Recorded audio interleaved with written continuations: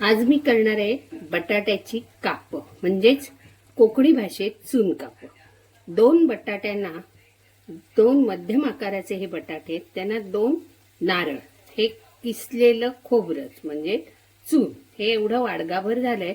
ह्याच्या पाऊण पट म्हणजे बघा एवढा अंगठा बरोबर इथून इथपर्यंत एवढी कमी साखर, वेलची पूड आणि तूप हे नावाला हे झालं साहित्य। आता हे खोबरं आहे ना हे मिक्सरला जरा गुरगुटून घेणार म्हणजे एक संघ दिसतं आणि सगळं हे एकत्र करणार। हा उकडलेला बटाटा आहे, हा उकडलेला बटाटा किस करणार। हे या चून कापाचं झालं साहित्य। हे जे खोबरं आहे ना हे मिक्सरला लावून घेतलं, घसघटवून म्हणजे घसकटवून तुमच्यावर हे बघा हे एक संघ झालं। आता ह्या खोबऱ्यात हा बटाटा आहे ना हे दोन बटाटे मगाशी दाखवले हे कुस्करले हे सगळं घालायचं। ही साखर आहे, ही साखर ही घालायची, वेलची पूड घालायची आणि असं छान एकजीव करायचं सगळं हे बघा असं। आणि हा मगाशी एक मी तुम्हाला सांगायला विसरले, 2 चमचे जर दुधाची आपल्या साय असेल ना जाडसर तर हे सगळं एकजीव झाल्यानंतर घालायचं आणि मस्त एकसारखं झालं मळून अगदी 2-3 मिनिटं जास्त नाही। हे का मळतात माहिती, आई आजी असं करायचे त्याचप्रमाणे मी हे करते। असं चांगलं सगळं म्हणजे पटकन होतं आणि हे मोठ्या गॅसवर ठेवायचं नाही, मध्यम म्हणजे मीडियम गॅसवर ठेवायचं। जवळजवळ 15-1 मिनिटं जवळजवळ अर्धा ते पाऊण तास हे व्हायला काप लागतात। जवळ एकत्र गोळा आला की काप झाली, चून काप किंवा खोबऱ्याच्या वड्या।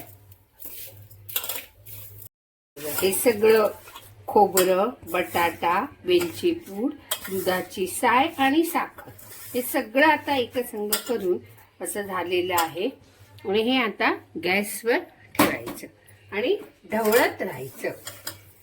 गरम झालं की आपोआप जरासं पाणी सुटतं आणि जसा गोळा होईल तसं ते काप जवळ आलं की होणार। हे सगळं असं एकत्र करून गॅसवर ठेवल्यावर जवळजवळ आता 15-1 मिनिटं झालीये।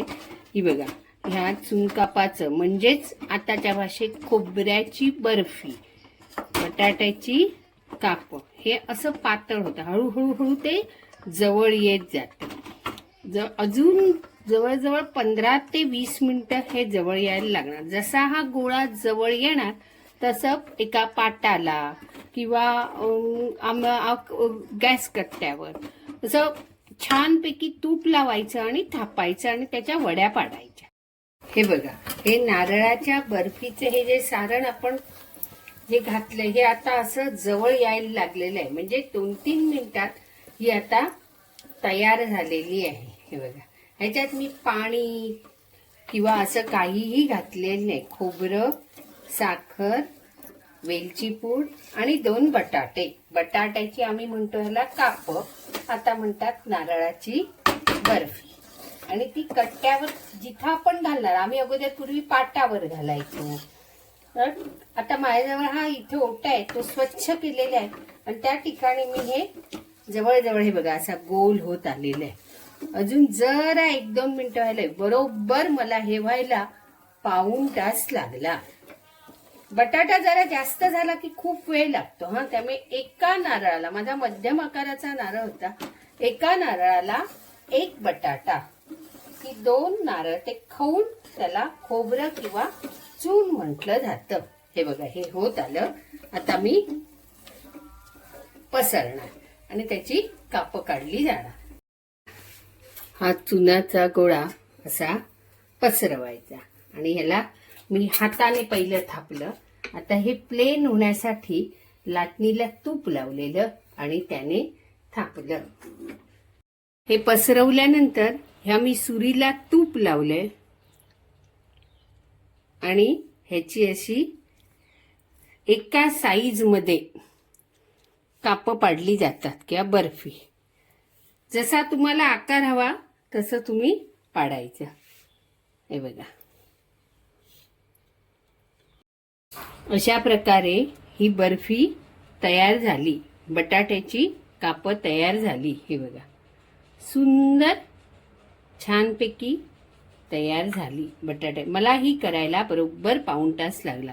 आणि काढते वेळी कशी अशी अशी अशी सगळं हे करून काढायचं, म्हणजे दिसायलाही ते काप सुंदर दिसतं.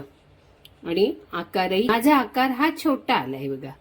पातळ माझी बटाट्याची कापं तयार. तुम्हाला ही रेसिपी आवडली तर लाईक करा, शेअर करा आणि कॉमेंट्स करायला विसरू नका. हा, धन्यवाद.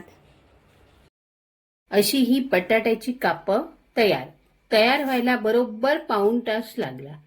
ही एक साईज मध्ये झालेली बटाट्याची